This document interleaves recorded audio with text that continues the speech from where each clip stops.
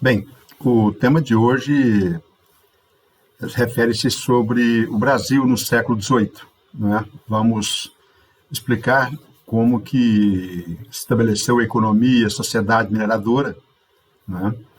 A expansão territorial, a partir dessa ocupação do interior do Brasil colônia, né? As reformas pombalinas, os movimentos nativistas de caráter regional e as conjurações de independência, né, já de caráter emancipacionista, como a Conjuração Mineira e a Conjuração Baiana. Bem, é importante entender o contexto que se estabeleceu esses movimentos no Brasil a partir do século XVIII e, por que não dizer, a influência dos movimentos externos, né? O que estava acontecendo no século XVIII? Na Europa, a crise da monarquia absolutista, né? A crise daquele modelo de sociedade estamental, né? Com os privilégios para o clero e a nobreza, e principalmente também a crise do antigo sistema colonial mercantilista. Os tempos agora, né? Os ventos que sopram da Europa são ideais de liberdade, igualdade, fraternidade, tão caros à burguesia, né? Diante da ascensão desses movimentos de ideologia iluminista, como a Revolução Industrial e a própria Revolução Francesa. Enquanto que aqui, na América, exatamente na América do Norte, os Estados Unidos consolidam a sua independência. E isso acaba servindo de exemplo para as demais nações latino-americanas. E em Portugal, né, há uma crise, né, estrutural, né, e essa crise estrutural de Portugal tem muito a ver também com a dependência em relação à Inglaterra, né? Desde o fim da União Ibérica, em 1640, Portugal passa a depender cada vez mais da economia britânica, e isso acelera somente com a assinatura do Tratado de Panos e Vinhos, também denominado de Tratado de Methuen. E é nesse período também, a partir de 1750, né, com as reformas do Marquês de Pombal, procurando modernizar Portugal, né, e principalmente tirá-lo da dependência econômica em relação ao Império Britânico. E essas reformas pombalinas estão no contexto do despotismo esclarecido. A ideia é modernizar economicamente, mas manter, né, o centralismo político, ou seja, o absolutismo. Bem,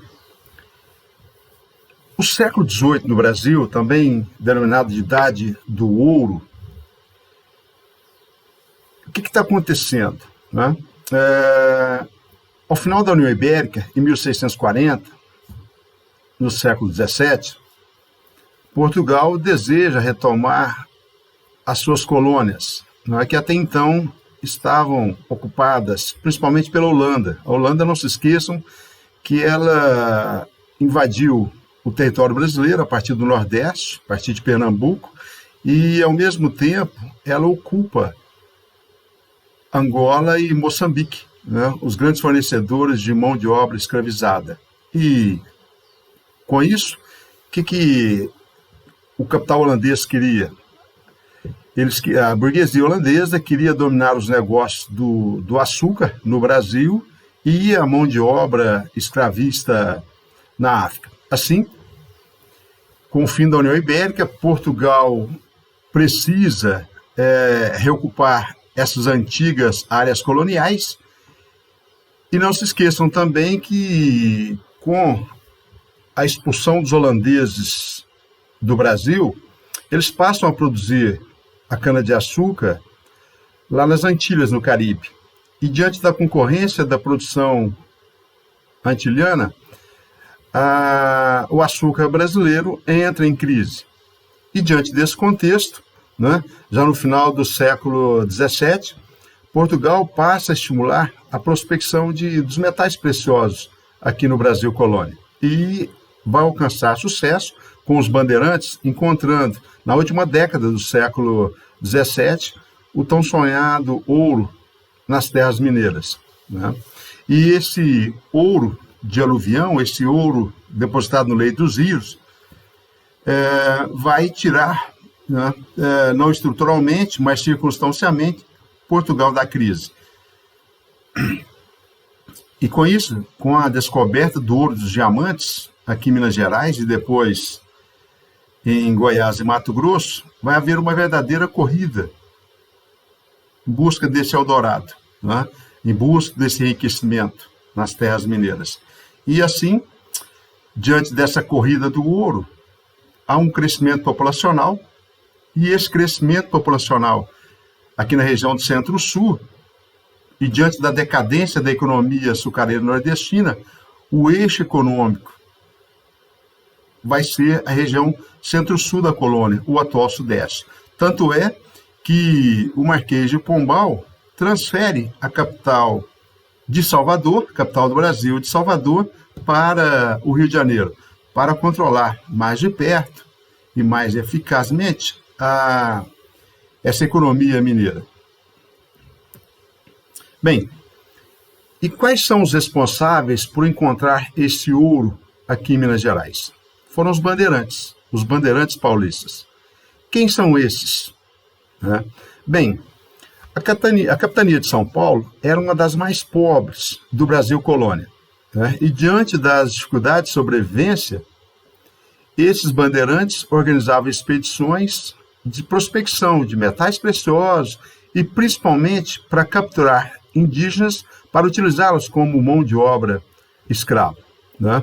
E esses bandeirantes, eles têm uma importância fundamental na história do Brasil. Afinal, foram eles que alargaram as fronteiras para além da linha de Tordesilhas, né? Foram eles que ocuparam as terras do interior de Goiás, interior de Minas, e também chegaram até a foz do rio Amazonas e também no sul do Brasil, área que até então, essas áreas que eu acabei de citar, pertenciam, pelo Tratado de Tordesilhas de 1494, à coroa espanhola. Bem, assim, esses bandeirantes, ao mesmo tempo que eles alargaram as fronteiras para além do Tratado de Tordesilhas, eles, com a ocupação do interior do Brasil, o principal alvo, eram as missões dos padres jesuítas, que visavam catequizar esses indígenas. E assim, esses bandeirantes foram também grandes responsáveis pela destruição dessas missões e aldeias indígenas. E assim, à medida que eles alargavam as fronteiras, foram eles também que descobriram o ouro de aluvião em Minas Gerais, Mato Grosso e Goiás. Bem, antes de falarmos mais sobre essa expansão para o interior, com a descoberta do ouro aqui nas Minas Gerais, em Goiás e Mato Grosso, é importante diferenciar entradas e bandeiras. Elas têm o mesmo objetivo. A única diferença é que as entradas são expedições oficiais, patrocinadas pela própria coroa britânica e pelas autoridades coloniais aqui, com o objetivo de procurar, de encontrar, de prospectar esses metais preciosos e também defender o território contra a ocupação e invasão estrangeiras. E assim, as bandeiras também com o mesmo objetivo, essas bandeiras já é iniciativa de particulares, é iniciativa privada, e principalmente bandeirantes paulistas, né? Em forma de bandos armados que percorriam o interior da colônia em busca de índios para escravizar, né? Eles também muitas vezes foram contratados para destruir quilombos de escravos e também em busca dessa prospecção de metais preciosos. Então, a diferença básica é que enquanto as entradas elas são expedições financiadas pelas autoridades metropolitanas e coloniais, as bandeiras já são de iniciativa particular dos bandeirantes paulistas. Bem, Qual que é a origem dessas bandeiras? A capitania de São Vicente, que é o atual estado de São Paulo, né? Conforme disse anteriormente, a capitania de São Paulo era uma das mais pobres, né? E diante dessa situação, essa prospecção de metais, essas incursões pelo interior, era uma forma de sobrevivência e também de sair dessa pobreza, né? Estrutural. E assim, eles organizaram diversas bandeiras. As principais são de apresamento, para capturar indígenas, para utilizá-los como mão de obra nas lavouras, e muitas vezes esses indígenas capturados eram revendidos para as capitanias de Minas Gerais e Bahia. As bandeiras de sertanejos de contrato, essas também utilizadas, eles eram contratados pelas autoridades metropolitanas e coloniais para combater indígenas que se rebelavam contra a ocupação portuguesa e também destruir os quilombos, né, que se espalhavam pelo interior da colônia. As bandeiras de prospecção, essas mais importantes, essas de prospecção de metais preciosos.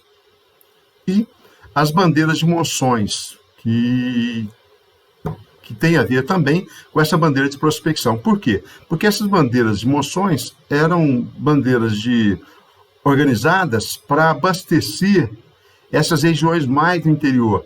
Esses bandeirantes também exerciam um papel de tropeiros, né, que através dos rios pelo interior do Brasil, eles abasteciam e era um elo entre o litoral e o interior. Então, não se esqueçam que essas bandeiras de moções, elas que abasteciam de gêneros alimentícios e produtos importados essas regiões mais do interior, principalmente as regiões das Minas.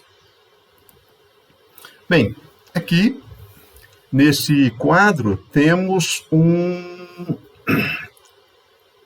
esboço da economia açucareira e a ascensão, né, desde a decadência da economia açucareira até a ascensão da economia mineradora. Né? Já falamos que o açúcar brasileiro, desde a expulsão dos holandeses em meados do século XVII, esses holandeses passam a produzir açúcar nas Antilhas, no Caribe. E essa competição vai causar a decadência do Nordeste. Né? Não se esqueçam que, nesse mesmo momento, né, os portugueses perderam as possessões, né, desde a União Ibérica, quando Portugal, de 1580 a 1640, passou a pertencer à Espanha. Né? Eles perderam as possessões, as suas colônias, no Oriente, no Extremo Oriente e na África. E assim, Portugal, diante dessa crise econômica, ela passa a estimular a prospecção de metais.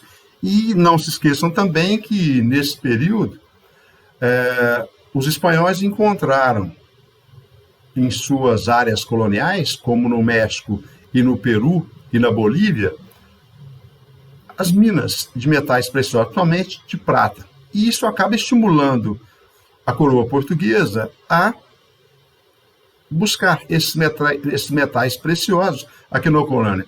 E essa tentativa vai alcançar sucesso quando, no século XVIII, final do século XVII e início do século XVIII, os bandeirantes paulistas vão encontrar esses recursos minerais aqui em Minas Gerais, Goiás e Mato Grosso.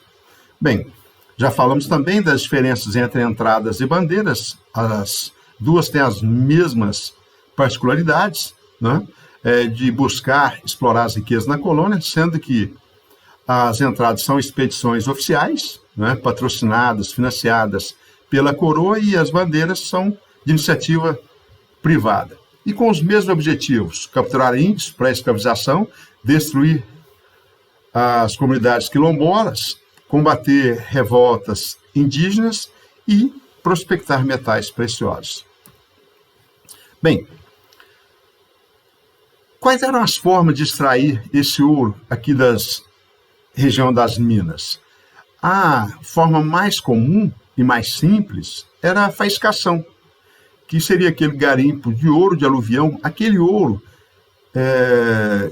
que desgarrava das minas e era depositado nos leitos dos rios, junto ao cascalho e também nos barrancos, utilizando mão de obra livre, mas de pequena produtividade, e utilizando como principal instrumento a bateia, esse é acima na figura à direita. E interessante que essa faiscação, para aqueles que tinham mais sorte, alguns escravos conseguiam, né, comprar a sua alforria, comprar a sua liberdade. As outras formas de extração eram as lavras. Essas lavras com muito maior produtividade, com mais estrutura, com mais gastos, mais investimentos para escavar. Às vezes, né, eles alteravam até o leito dos rios e lavavam esse cascalho, e essas lavras eram de grandes unidades de produção, com maior rentabilidade, né? Claro que com mais recursos, com mais mão de obra, né? Elas eram muito mais rentáveis, né? E utilizando já de mais estrutura, mais recursos e mais investimentos, e até mais mão de obra. Nas figuras aqui temos a primeira, o ouro em estado bruto, ele já em lingotes, né, em barras. Aqui na terceira, uma lavra, percebam que já com muito mais mão de obra, né? E aqui na direita uma mina subterrânea. Bem, a economia mineradora. Não se esqueçam que enquanto a economia açucareira ela contava com mais liberdade, né?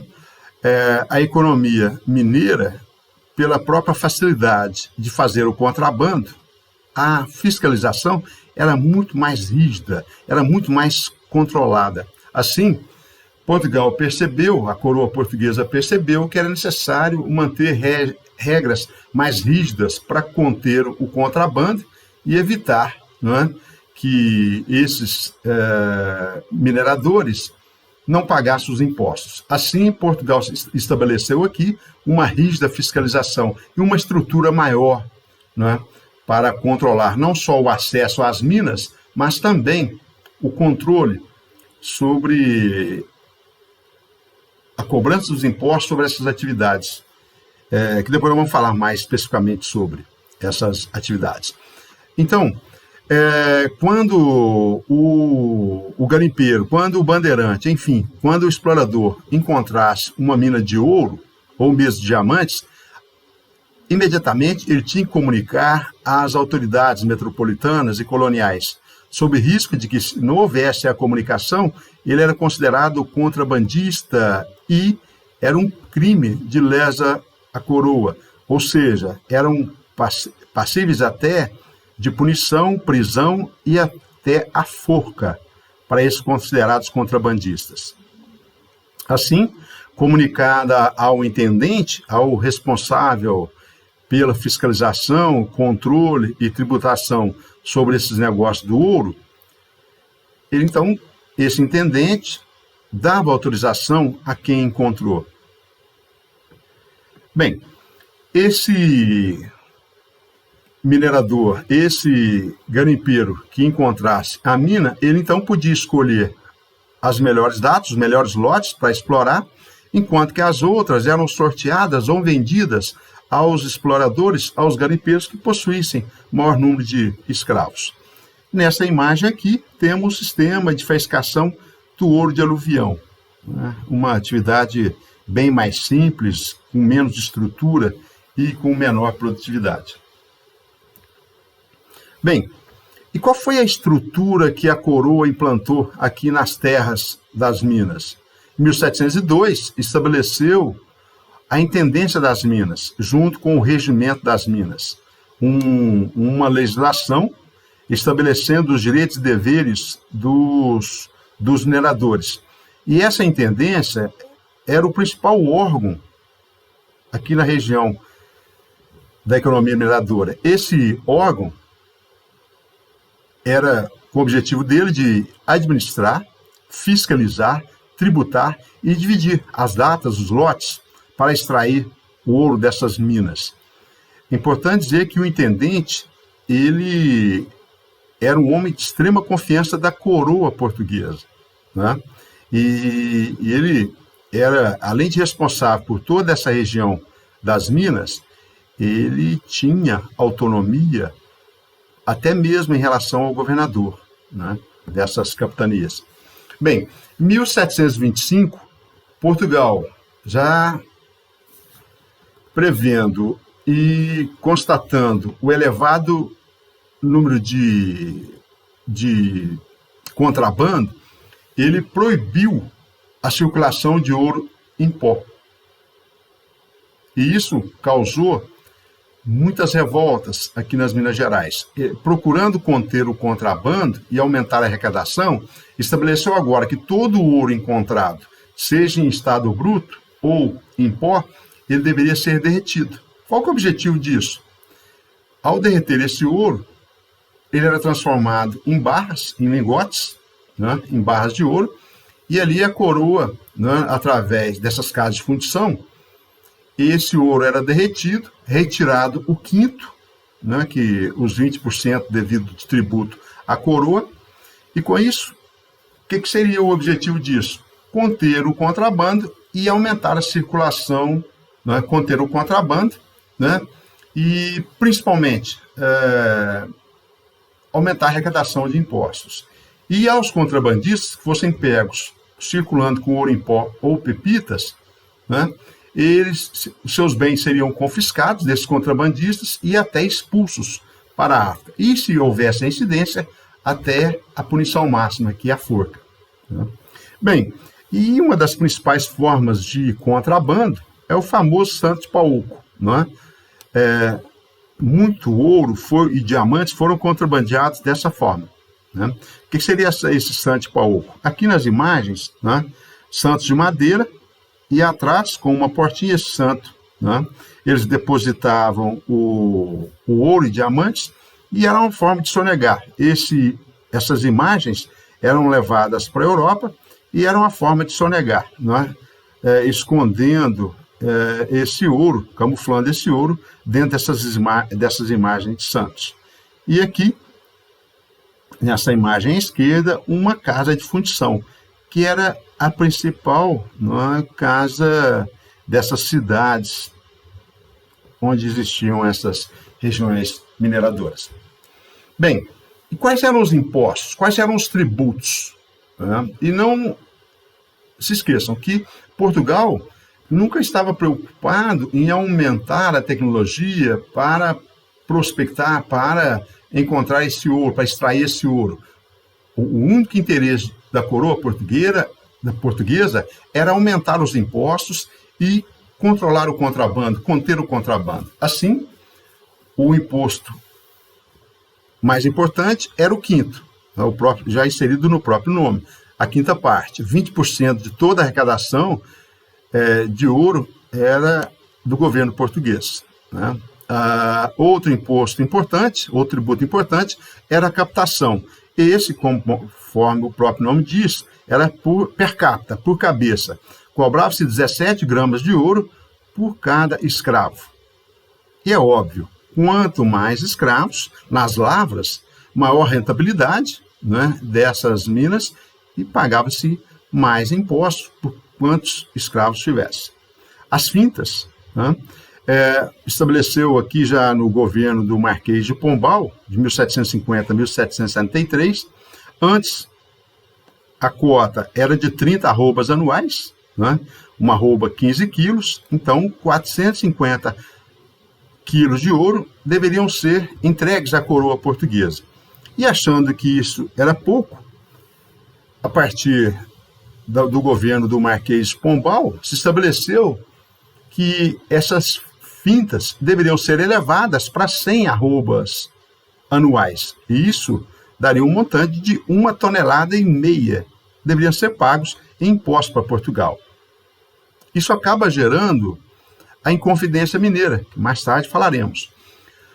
A derrama, que não é um imposto, mas é uma forma abusiva de se cobrar os impostos atrasados, estabelecendo que quem não pagasse a cota de 100 arrobas anuais, de 1,5 toneladas de ouro, a coroa determinaria a cobrança desses impostos atrasados, invadindo as casas dos devedores, confiscando os bens materiais desses devedores, né? Bem, em 1770, a partir dessa década de 1770, já finalizando o século XVIII, esse ouro de aluvião, aquele ouro facilmente encontrado no leito dos rios, nos barrancos dos rios, ele começa a cair a sua produção, né? E essa década de 70, os gráficos, né, de exportação desse ouro, ele já começa a decair, demonstrando que esse ouro de aluvião, esse ouro facilmente encontrado, já não estava assim tão em evidência, né? E coincide também, a partir daí, com a insatisfação da elite mineira contra o antigo sistema colonial. E as primeiras revoltas de independência começam a surgir a partir, principalmente, dos anos 80, né, do século XVIII. Bem, outra atividade importante desse Brasil colônia era os tropeiros. E quem eram esses tropeiros? Eram os comerciantes, né? Esses comerciantes que circulavam pelo interior da colônia, esses colonos, principalmente bandeirantes paulistas, o que eles faziam? Eles que fomentavam o comércio e interligavam as várias regiões do Brasil à região das Minas Gerais, Goiás e Mato Grosso. Eram eles, conforme disse, que faziam a ligação entre o litoral e o interior. E, geralmente, a área que comprava esses produtos tropeiros eram regiões produtoras de ouro. Então, eles serviam como um elo de comunicação entre o litoral e o interior. E muitos tropeiros foram responsáveis também pela fundação de várias cidades, porque, ao vir de Minas Gerais e também do Nordeste ou do Sul, a cada pernoite, eles fundavam núcleos de povoamento, né? Muitas cidades do interior do Brasil foram fundadas por esses tropeiros, né? E geralmente, né,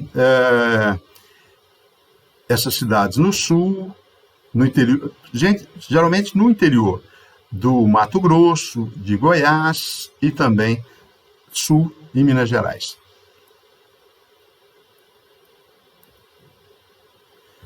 Bem, além do ouro, outra atividade extremamente rentável eram os diamantes. E os diamantes, eles são muito mais caros do que o próprio ouro. E pelo seu alto valor, era muito mais fácil fazer o contrabando. Aqui já um diamante lapidado e na figura direita a bela Diamantina, no interior de Minas Gerais. Esse antigo povoado de Diamantina era chamado de Arraial do Tejuco ou do Vale do Tijuco. E é óbvio, se era muito mais caro, muito mais rentável, a coroa estabelecia uma vigilância muito maior, né? Controlando a circulação de pessoas, né? E principalmente aumentando o cerco, o arroxo fiscal, para evitar o contrabando. Até 1740, só se cobrava o quinto pela extração dos diamantes. Mas percebendo que a maioria desses diamantes se perdiam pelo contrabando, né? Se perdia pelo contrabando, a partir de 1740, Portugal, então, terceirizou, né? Digamos assim, terceirizou a extração e a arrecadação dessa atividade diamantífera. E como seria esse sistema de contratação? Portugal, então, fez um acordo, o governo português fez um acordo com o João Fernandes, né? Esse contratador, ele se tornou o homem mais rico, ou um dos homens mais ricos do mundo, né? E é ele que governava, arrecadava os impostos e era o principal responsável pela extração e arrecadação de impostos. Mediante um pagamento à coroa, portuguesa, ele que estabelecia a arrecadação não só dos diamantes, né, a prospecção dos diamantes e principalmente a arrecadação dos impostos. Bem, esse contratador, João Fernandes, ele acabou se tornando muito famoso também pela sua mulher, a Chica da Silva, uma ex-escrava, e que acabou se casando com ele. A partir de 1761, acreditando que o contratador estava ficando muito mais rico e arrecadando muito mais com os tributos que a coroa portuguesa, a coroa portuguesa rompe com esse sistema de contratação e passa ela própria, através de seus intendentes, a arrecadar esses impostos. Bem, falaremos agora um pouco da Chica da Silva. Inclusive, né, teve novelas, filmes com essas duas figuras importantes da história mineira. Na época da Rede TV, teve uma minissérie com a Thaís Araújo e o Vitor Wagner. Né? O contratador João Fernandes era a figura mais cobiçada, solteiro até então. Né? Ele visitou um membro da elite do Distrito Diamantino, do Distrito de Tijuco, e lá ele conheceu uma escrava, a Chica da Silva. E dizem que amor à primeira vista. Se apaixonou-se por ela, comprou e deu alforria para essa senhora. E assim, Chica da Silva acabou se tornando a esposa o homem mais cobiçado, o solteiro mais cobiçado do Brasil, acaba se apaixonando por uma ex-escrava.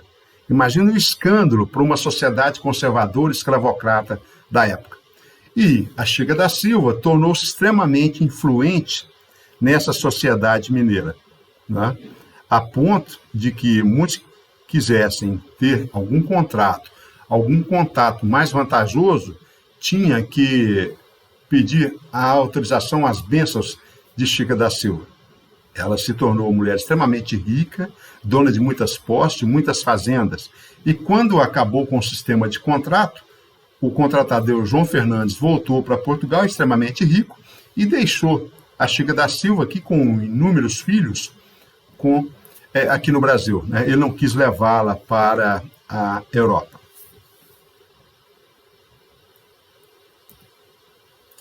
Bem, aqui uma arte estabelecendo a extração de diamantes. Até 1729, aqui foram as primeiras pedras de diamantes encontradas no Real de Tijuco, o atual Diamantina. Né? 1734, né? Exatamente com o crescimento populacional, tentando esse Eldorado, tentando enriquecer-se da noite para o dia, né? Criou-se o Distrito Diamantino, e com condições extremamente severas, porque a coroa passava a controlar com muito maior restrição, maior vigilância, o acesso a essa região. Né? De 1734 a 37, exatamente para conter esse contrabando e evitar que esse excesso de metais preciosos e diamantes chegasse em grande quantidade e causasse a perda de valor desse minério, dessas pedras preciosas, foi suspenso. Né? Durante esses 3 anos aqui, foi suspenso a extração dessas minas. É claro que mesmo com a vigilância, muito mais diamante chegava à Europa, né, através do contrabando. Né? Em 1740, conforme já dissemos, estabeleceu o sistema de contrato. Né? Esse contratador, no caso João Fernandes, né, ele tinha todo o direito de explorar e também arrecadar os impostos para Portugal. Né? E a partir de 1771, né, exatamente, não se esqueçam que em 1770 esse ouro e diamantes começa a entrar em decadência, começa a cair a produção, e assim Portugal rompe com esse sistema de contratos, né, e passa a extrair, né, através de seus funcionários, tanto o ouro quanto os diamantes. Né.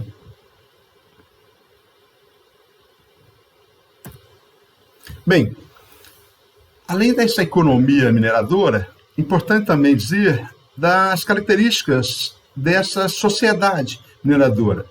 E é importante diferenciar a sociedade mineradora da sociedade rural nordestina, a sociedade da cana. Bem, quando a notícia chegou a Portugal de que no Brasil, e principalmente na região de Minas Gerais, se encontrava muito ouro e diamantes, houve uma verdadeira corrida do ouro. E esse aumento populacional, no finalzinho do século XVII, início do século XVIII, a população no Brasil, que era de 300 mil habitantes, ultrapassou a casa de 3 milhões de habitantes. Isso gerou uma verdadeira corrida do ouro. Essa corrida do ouro, em busca de enriquecimento fácil, gerou uma necessidade de maior organização, não é? De estabelecer novas regras e maior controle por parte da coroa portuguesa. E não se esqueçam que a mineração foi a grande responsável por ocupar pela coroa portuguesa e pelos bandeirantes, pelos tropeiros e também pelos padres jesuítas, né, com desejo de catequizar esses indígenas no interior, pela expansão do território brasileiro para além da linha de Tordesilhas. E aí grandes núcleos urbanos. Vila Rica, atual Ouro Preto, se tornou a principal cidade da América Latina, além de Mariana, Sabará, Diamantina, dentre outros, né? Surge também aí, nessa sociedade mineradora, uma classe média urbana, formada por artesãos, comerciantes, profissionais liberais, padres, intelectuais, mineradores, enfim. E outra, a oportunidade de encontrar ouro gerava uma mobilidade social maior do que em relação à sociedade da cana. Por quê?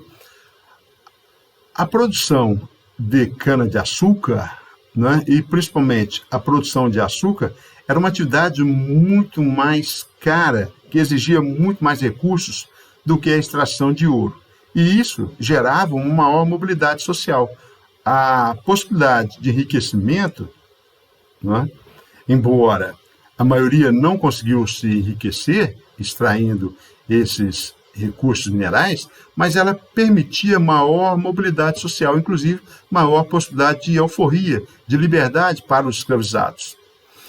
E outra questão importante, enquanto a sociedade canavieira era mais rural, a sociedade mineira era mais urbana. Ela gerava os negócios, não é?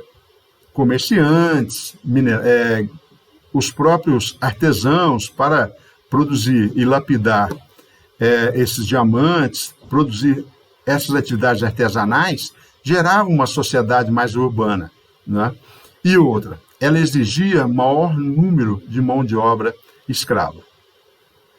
Então, nessa arte, vemos a base da sociedade eram os escravos, aquela sociedade mais pobre, que não era escrava, mas era semilivre, né? Empobrecidos, a camada média urbana, que eu acabei de citar, artesãos, comerciantes, né? Pequenos garimpeiros, e a elite, que seriam os grandes comerciantes e os donos de minas, e também, não se esqueçam, os burocratas, os funcionários da coroa portuguesa, para regulamentar e tarifar essa atividade mineradora. Bem,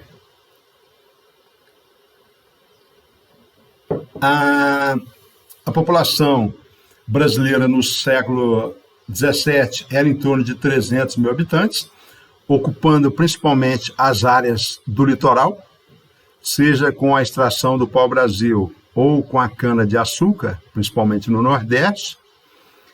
E já no século XVIII, essa população, exatamente com a ocupação do interior, principalmente com a mineração, a população cresce para mais de 3 milhões e 200 mil habitantes. E como se deu essa ocupação do interior do Brasil? Vejamos aqui. Já falamos sobre essa questão a elite mineira, a classe média urbana e as classes populares, né? E aumenta o tráfico de escravos, outra atividade extremamente lucrativa, né? Tão lucrativa quanto a cana-de-açúcar e a extração de diamantes e ouro.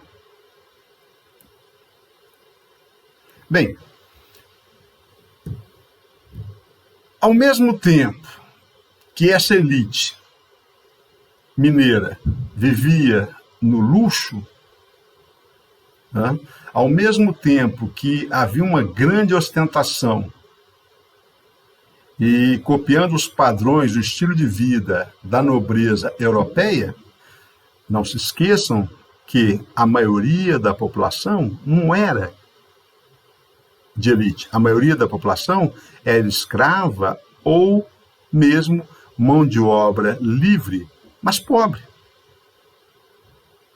E o custo de vida aqui nas regiões do interior, de Minas Gerais, Goiás e Mato Grosso, eram extremamente caros.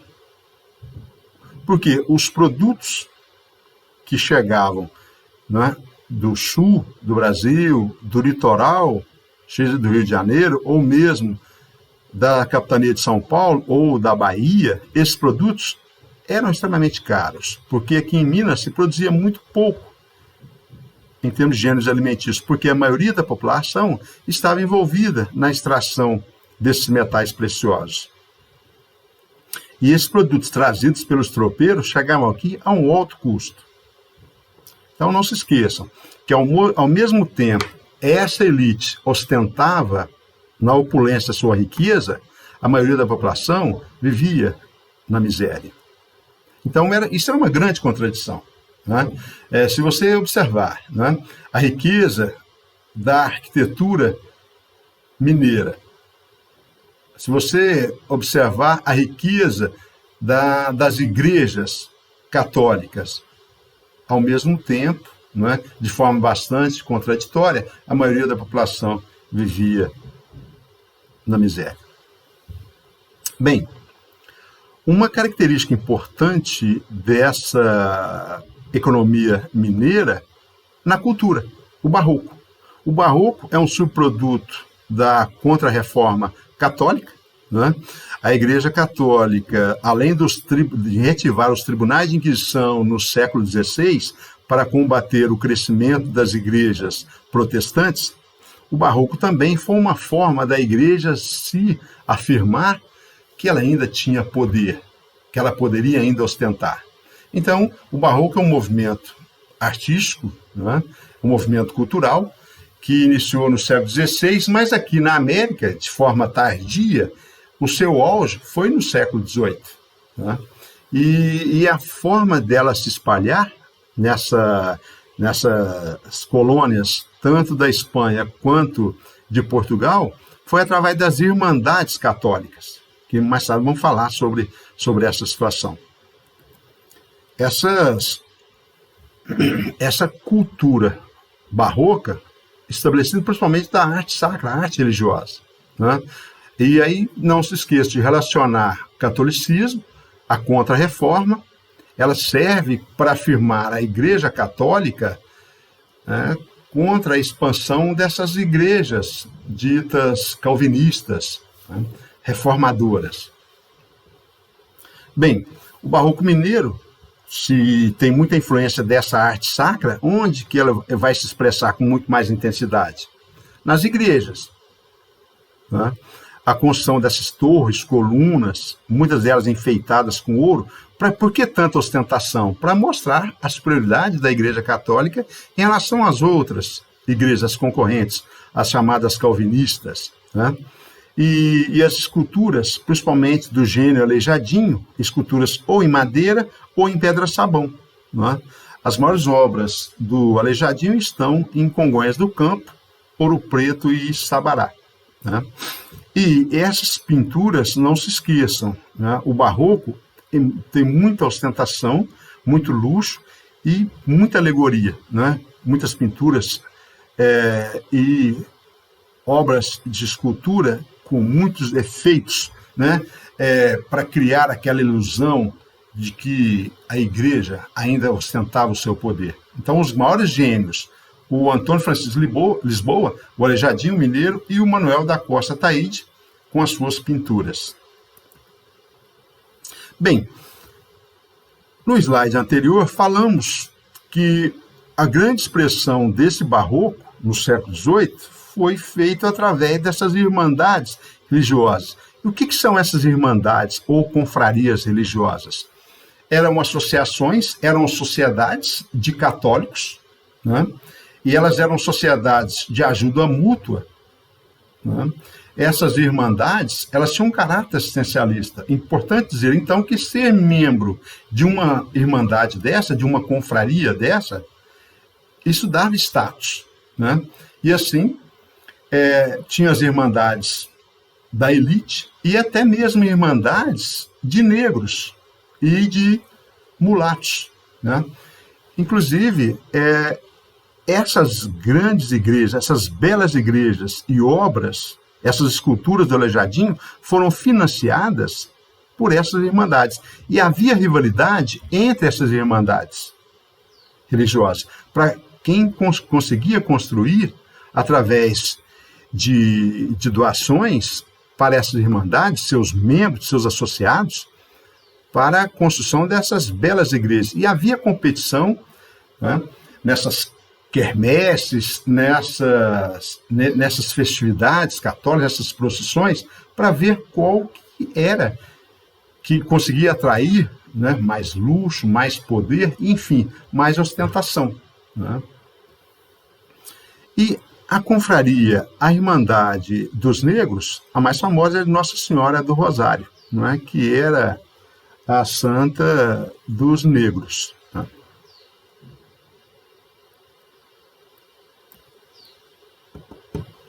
Bem, e sobre a religiosidade popular aqui na colônia? Um país católico, uma colonização portuguesa, toda essa cultura portuguesa, em termos de religião, foi trazida aqui para o Brasil.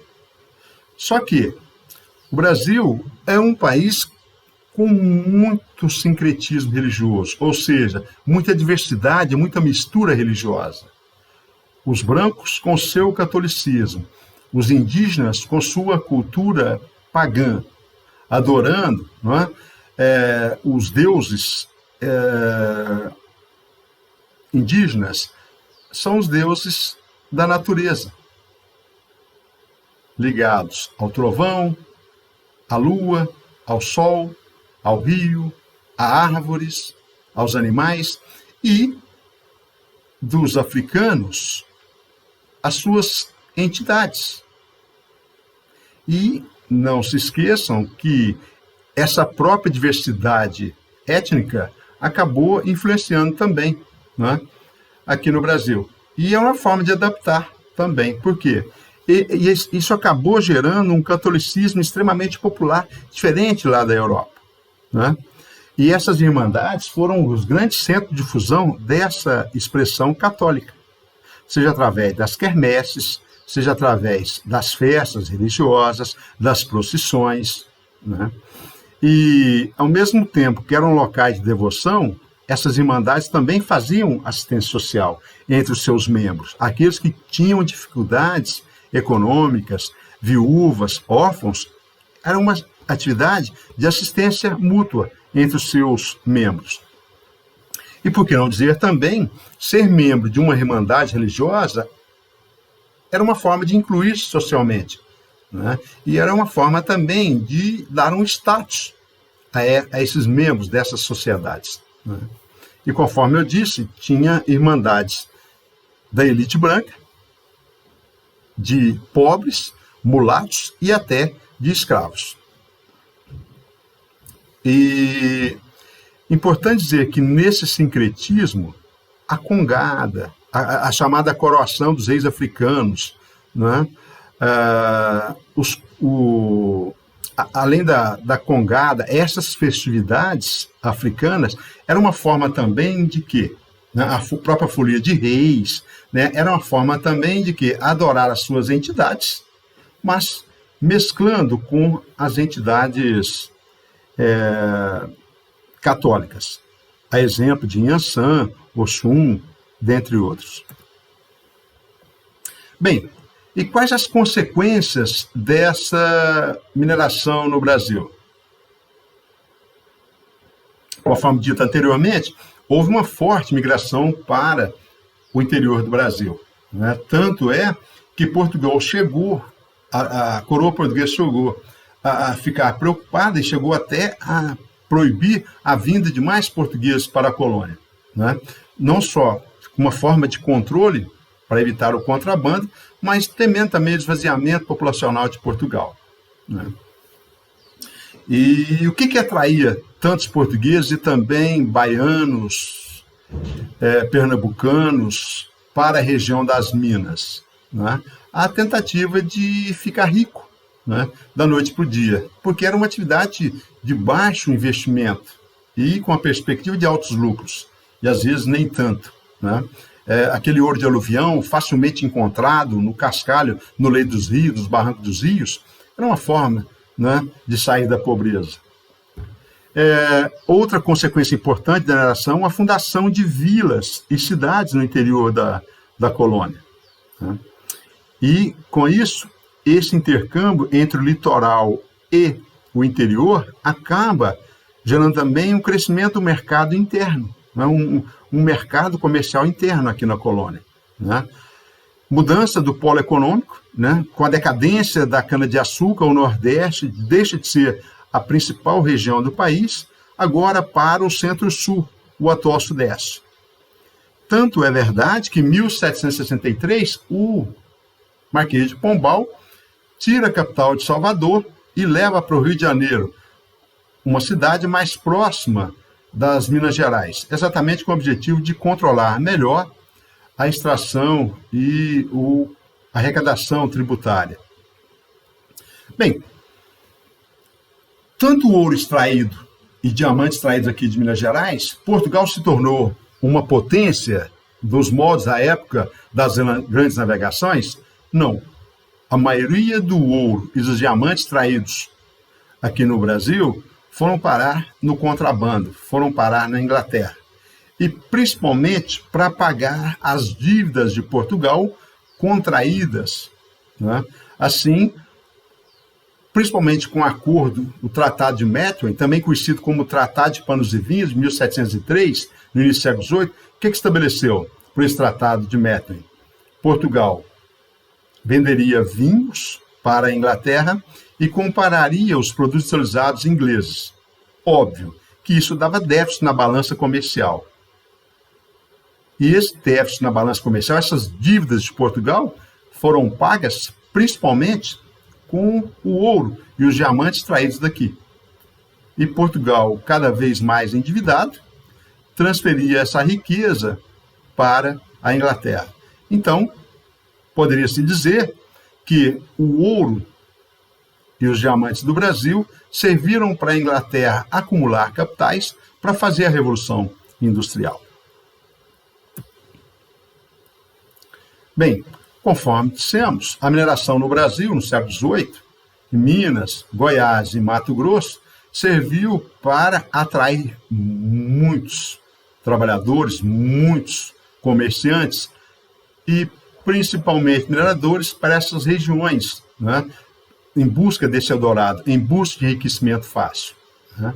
E isso, gente, acaba revitalizando, embora superficialmente, a economia portuguesa abalada pela crise da cana-de-açúcar, desde a expulsão dos holandeses de Pernambuco, quando eles passaram a produzir o açúcar lá nas Antilhas. Outra questão também que deu muito lucro, o comércio, né, estabelecido entre os tropeiros paulistas que abasteciam as regiões das minas, né? Os produtos chegavam com um preço altíssimo na região das minas. Esses tropeiros foram grandes, né, interligadores entre o sul do Brasil e o Nordeste até a região das Minas, de Minas, Goiás e Mato Grosso. E óbvio, uma atividade tão rentável os portugueses aumentaram o arroxo fiscal e as tributações, conforme dissemos. E esse aumento desse rigor tributário fiscal acaba gerando revoltas aqui em Minas Gerais. A exemplo da revolta de Vila Rica e também a revolta da Inconfidência Mineira. Bem, no mesmo momento do apogeu e decadência dessa mineração, quem governava Portugal era o rei José I. Mas ele acabou contratando o Marquês de Pombal, né, para ser o seu principal ministro. E esse governo de Pombal, ele coincide também sob forte influência do despotismo esclarecido. Vamos recordar? O despotismo esclarecido foi uma tentativa de modernizar as economias de Áustria, Prússia, Rússia, Portugal e Espanha. Então, reis absolutistas, sob influência do iluminismo, tentaram modernizar suas economias, mas sem perder o caráter centralizador, sem perder o absolutismo.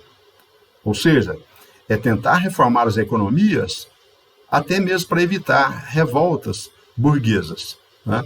Bem, e assim Marquês de Pombal, um representante do despotismo esclarecido em Portugal, procurou tirar Portugal da dependência em relação à Inglaterra, desde a assinatura do Tratado de Panos e Vinhos, em 1703. Né?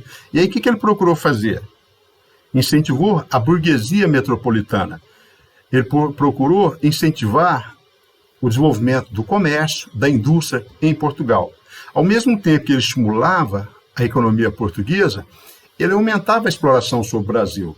Foi ele que aumentou a cota da finta para 100 arrobas anuais. Né? Foi ele também que decretou a derrama, a cobrança, a terrível cobrança dos impostos atrasados, com o confisco de bens materiais dos devedores.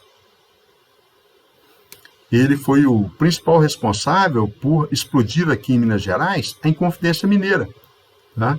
O primeiro movimento de independência, ou tentativa de separar o Brasil de Portugal. Ele também fundou as companhias monopolistas de comércio. Né? O que seria isso? Essas companhias de comércio, elas procuravam o quê? Reforçar o pacto colonial, reforçar o exclusivo comercial entre Portugal e as suas colônias. Né? Ele também combateu o contrabando.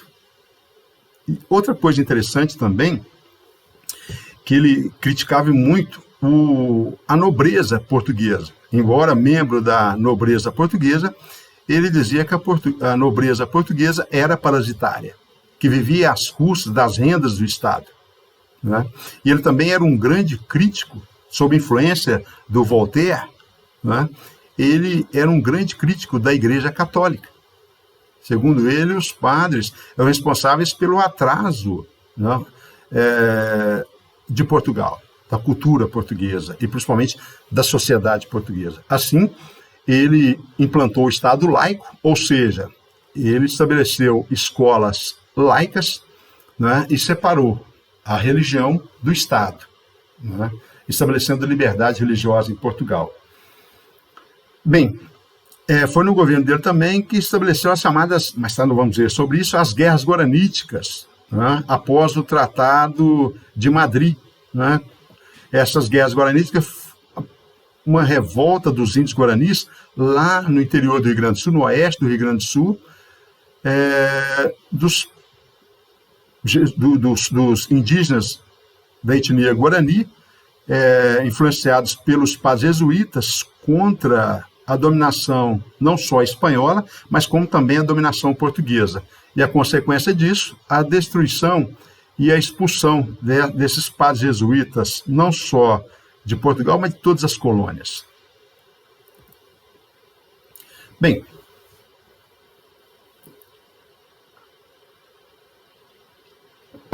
a expansão territorial do Brasil, como que o Brasil, de um território ocupado apenas pelo litoral do Nordeste, e um pouco da Vila de São Vicente, como que se estabeleceu essa expansão territorial do Brasil entre os séculos XVII e XVIII. Vamos recordar? União Ibérica. O que foi isso? Foi o momento em que Portugal passou a pertencer à Espanha. Em 1578, morre o rei Sebastião, o rei português, na Batalha de Alcácer Quibir, combatendo os muçulmanos, combatendo os árabes lá no litoral da África. E a morte do Dom Sebastião deixa Portugal numa situação extremamente difícil. Sem o rei, Portugal passa a ser governado pela Espanha. Por quê? Porque o Filipe II, o rei espanhol, era primo do rei Sebastião. E assim, de 1580 a 1640, durante esses 60 anos, Portugal passou a pertencer à Espanha. E na prática, o que ocorreu? O fim do Tratado de Tordesilhas, porque agora tudo era espanhol. Assim, durante a União Ibérica, houve a ocupação do Nordeste pelos holandeses, a expansão também do movimento bandeirante. Esses bandeirantes, ocupando o interior, foram grandes responsáveis por alargar as fronteiras para além da linha de Tordesilhas. Ao tentar capturar indígenas na região amazônica, no sul do Brasil e no centro-oeste, ao tentar encontrar ouro e metais preciosos no interior da colônia, e também como atividade de tropeiros e também de destruição de quilombos, eles foram os grandes responsáveis por alargar essas fronteiras. Outra atividade que é responsável também pelo alargar as fronteiras foi a criação de gado. Por quê? Porque o gado não é nativo o gado bovino, ele não é nativo da América. Ele foi introduzido por portugueses e espanhóis. E essa atividade, no início, o gado era criado no litoral do Brasil. Mas à medida em que a pecuária avança, ela passa muito mais rentável a cana-de-açúcar, ela acaba ocupando essas áreas mais férteis. Então, esses criadores de gado foram ocupando as áreas mais pelo interior. E assim, à medida que esse gado avança pelo interior do Nordeste, pelo Centro-Oeste e pelo Sul, a pecuária, então, foi responsável por essa expansão, por esse alargamento das fronteiras.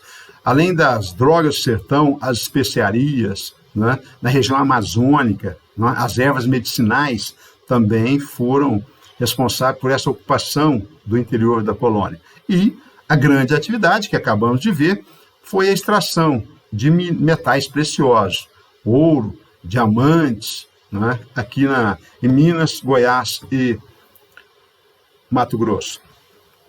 Outra atividade também responsável por essa expansão para além da linha de Tordesilhas foi a fundação de fortalezas militares para conter essas invasões, seja de franceses, seja de holandeses, principalmente aí no Nordeste.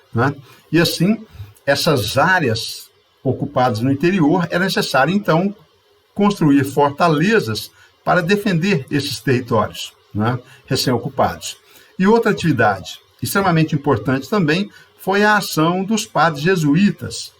Não se esqueçam que a criação da Ordem da Companhia de Jesus lá da Europa, pelo espanhol Inácio Loyola, ela está no contexto da Contra-Reforma católica, ou seja, a Igreja Católica, com medo do avanço dessas igrejas protestantes, ela cria ordens religiosas para catequizar esses povos do Novo Mundo. E assim, esses padres vão se espalhar pela América, pela África e pela Ásia, catequizando os nativos. E a ação desses padres jesuítas foi essencial também para alargar essas fronteiras, para além da linha de Tordesilhas.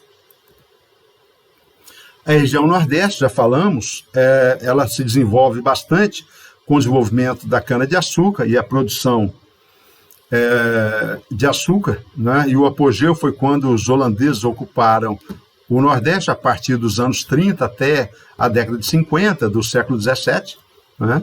A fundação de fortalezas militares para defender o litoral do Brasil, a caça e massacre de indígenas que não aceitavam a escravização e a ocupação de seus territórios, e a pecuária, né? Ocupando esses solos menos férteis do interior da colônia, né?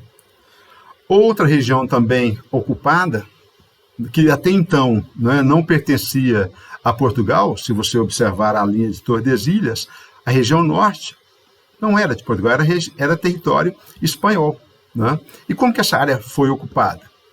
Através das especiarias, as chamadas drogas do sertão. Quando os portugueses perderam as suas colônias no Oriente, eles procuraram essas especiarias, essas ervas medicinais, esses condimentos na região amazônica, né? E a partir dessa exploração dessas regiões no leito, né, nas margens dos rios amazônicos, né, atraíram também os padres jesuítas, que foram catequizar os nativos dessas regiões, né, na bacia do Rio Amazonas. Então, entendam que esses padres jesuítas, eles foram fundamentais, ao catequizar os indígenas, eles foram fundamentais para estabelecer o contato da cultura europeia, da cultura católica, até esses nativos. E o Sul? O Sul, ele foi a última região a ser ocupada. O Sul pertencia até então à Espanha. E qual o interesse de Portugal na região Sul? A Bacia Platina, os rios da Bacia Platina, né, o Rio da Prata, o Rio Paraguai e o Rio Paraná, eram vias de acesso às minas de ouro do Peru e da Bolívia. Então, a coroa portuguesa tinha interesse nesse lucrativo comércio e também no contrabando dessas minas de prata das áreas espanholas, né? E a criação de gado também, atividade exercida pelos tropeiros, pelos bandeirantes, também tornou-se importante para ocupar essa região sul, com um solo fértil, um clima propício, né? Esse gado se espalhou pelas campinas gaúchas, né? E foi importante também para alargar as fronteiras, né? E importante que, nesse momento, né, Portugal a coroa portuguesa querendo estabelecer o controle dessa região sul, é necessário ocupar esse território. Assim, em 1658, né, Portugal funda uma cidade, né, até então uma cidade mais ao sul do Brasil. Em 1658 funda a cidade Nossa Senhora do Desterro, atual Florianópolis, em Santa Catarina. Logo a seguir, a colônia de Sacramento, às margens do Rio da Prata, de frente a Buenos Aires, só que em território uruguaio. O Porto do Rio Grande, de 1737, também no Rio Grande do Sul, no extremo sul, e o Porto dos Casais, atraindo. E quem eram os moradores dessas cidades? Porto dos Casais eram os próprios colonos das ilhas do Atlântico, principalmente da Ilha da Madeira, arquipélago dos Açores. Aí essa população empobrecida foi levada para ocupar, né, estimulada pela coroa portuguesa, para ocupar esses territórios, que até então pertenciam à Espanha. Essa ocupação de Portugal sobre essas áreas no sul gerou grandes atritos e guerras com a Espanha, que não aceitavam essa presença dos portugueses no sul. Aqui nessa imagem, olha as missões jesuíticas espalhando-se pelo interior do Brasil e principalmente às margens desses grandes rios brasileiros, né? E o ponto de atrito também com os bandeirantes paulistas. Por quê?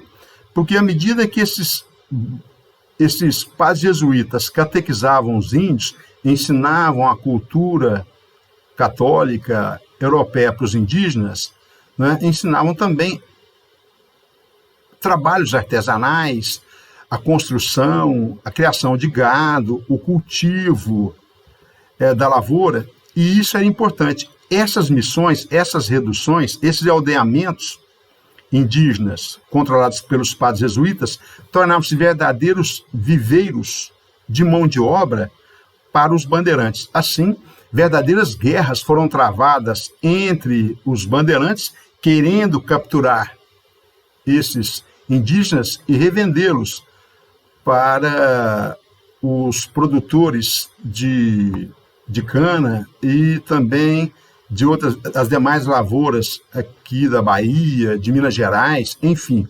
Então, verdadeiras guerras foram travadas entre esses jesuítas e os bandeirantes. Os jesuítas querendo catequizar esses indígenas e os bandeirantes querendo escravizá-los.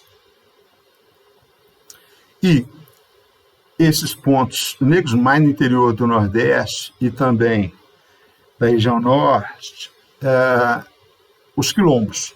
Tá?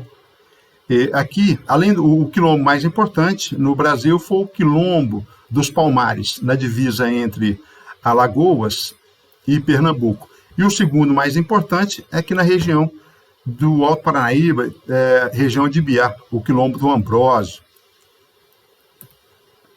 Bem, conforme disse, a ocupação espanhola na região sul se deu através da pecuária e também dessas missões jesuíticas. Né?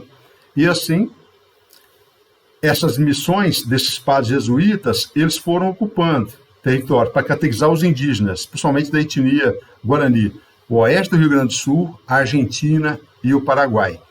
Isso acabou, conforme dissemos, sendo palco de atritos entre portugueses e espanhóis pelo domínio dessas regiões de fronteiras. E assim, para definir e pacificar essa região e evitar uma guerra entre as duas coroas ibéricas, Portugal e Espanha, eles resolveram determinar, então, alguns tratados de limites e fronteiras. Vejamos esses tratados. Então, observando esse mapa do Tratado de Tordesilhas, vejam, esse Tratado de Tordesilhas de 1494, antes mesmo da chegada do Cabral ao Brasil, estabelecido entre Portugal e Espanha, dividia o planeta entre as duas coroas ibéricas, né? E, coincidentemente, passando pelo território brasileiro. O verde mais claro é o território português e o verde escuro era território espanhol. Então, vejam que grande parte do território brasileiro, na verdade, não era de Portugal, era espanhol. Em 1750, se estabeleceu o Tratado de Limites mais importante da história do país. Por quê? Ele praticamente dá a configuração do atual território brasileiro. E o Brasil foi representado, ou melhor, Portugal foi representado pelo Alexandre de Gusmão. E qual o princípio que ele utilizou para defender os interesses de Portugal? O princípio do ut possidetis, o princípio do uso campeão, ou seja, a terra pertence a quem verdadeiramente ocupa os territórios. E se observarmos que quem ocupou esses territórios primeiro foram os portugueses, né? E assim, por esse princípio de ut possidetis, a Espanha reconhece que a região amazônica, o Mato Grosso e a região dos 7 povos das missões, esse território em negrito aí, no oeste do Rio Grande do Sul, agora pertenceriam a Portugal. Assim, esse Tratado de Madrid, ele praticamente dá as feições, as delimitações do atual território brasileiro. Bem, assim se estabeleceu que a colônia de Sacramento, lá no Uruguai, ficaria para a Espanha, né? Esse Tratado de Madrid foi amplamente favorável à coroa portuguesa. E isso acaba gerando um forte atrito com os indígenas e com os jesuítas. Por quê? Esses jesuítas e os indígenas tiveram que sair desses territórios, né? os 7 povos das missões. Isso acaba gerando as chamadas guerras guaraníticas, que foi praticamente uma das primeiras revoltas indígenas em solo brasileiro contra essa presença e ocupação europeia. Indígenas foram massacrados e, por ordem do Marquês de Pombal, os jesuítas foram expulsos do Brasil. Ao mesmo tempo que eles foram expulsos do Brasil, eles foram expulsos de Portugal e de todas as colônias portuguesas, na África e também na Ásia. Outro tratado importante é o Tratado de Utrecht, de 1715. Por que eu coloquei o Tratado de Tordesilhas antes? É para demonstrar toda a sua importância, não é? Bem, então vamos ao Tratado de Utrecht. Utrecht é uma cidade holandesa, depois de uma guerra entre as coroas europeias, para o que nos interessa aqui, estabeleceu que a colônia de Sacramento ficaria para Portugal. Né? Vejam agora que a colônia de Sacramento foi fundada, essa colônia de Sacramento, ela fica no Uruguai, no extremo sul do Uruguai, de frente para Buenos Aires, hoje capital da Argentina. Né? Qual que é o interesse de Portugal em fundar essa colônia de Sacramento, hoje no Uruguai? Era interesse no contrabando do comércio da prata, que vinham do Peru, da Bolívia e da própria Argentina, que era escoado pelo Rio da Prata. Bem, mais tarde, exatamente já em 1761, como consequência das guerras guaraníticas, né, a região tornou-se extremamente instável no extremo sul, e aí ela anulou esse tratado de Alpardo, assinado nessa cidade espanhola, estabeleceu que o Tratado de Madrid foi desfeito, estabelecendo que 7 povos das missões voltavam a ser da Espanha e a colônia de Sacramento voltaria a pertencer a Portugal. Em 1777, um novo tratado foi estabelecido na cidade de Santo Ildefonso. O que estabeleceu por esse tratado? A ilha de Santa Catarina, ou seja, a ilha de Florianópolis e uma pequena parte do território catarinense, voltaria a ser de Portugal. E 7 povos das missões, lá no Rio Grande do Sul, e Sacramento, no Uruguai, pertenceriam à Espanha. E assim, já no século XIX, no Tratado de Badajoz, ou Badajoz, como queiram, outra cidade espanhola, onde foi assinado esse tratado, estabeleceu que Portugal ficaria com os 7 povos das missões, o oeste do Rio Grande do Sul, e a colônia de Sacramento do Uruguai seriam da Espanha. Nesse tratado, gente, na verdade, esse tratado de Badajoz, ele ratifica, ele confirma o Tratado de Madrid, dando a configuração do atual território brasileiro. E esse tratado também, com a França, estabeleceu que o rio Oiapoque seria a divisa entre o território do Amapá, lá no extremo norte do Brasil, e a Guiana Francesa. É isso. Um abraço.